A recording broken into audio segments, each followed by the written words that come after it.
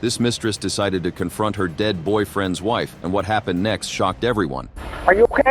I am fine. Were you with her? Yes, he was in the passenger seat. Okay. We were arguing and I ran into the bridge. It's my bad. You said you were what? I was drunk. Okay. I ran into the bridge. We were arguing. It's my bad. Okay. How much you had to drink? Probably 2 beers and 3 shots.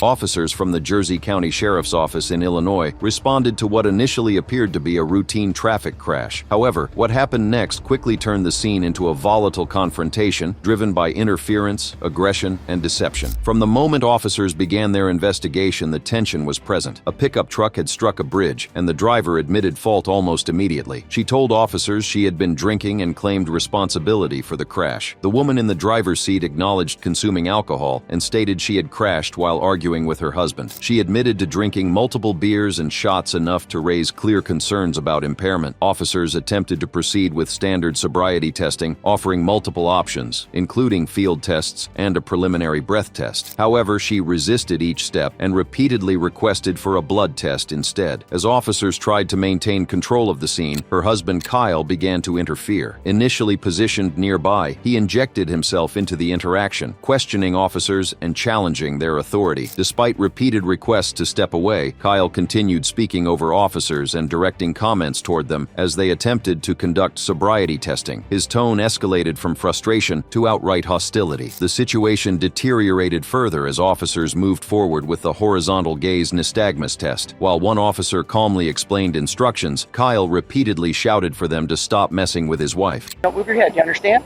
Yeah. Okay. Don't move your head. Just sorry. Just your eyes.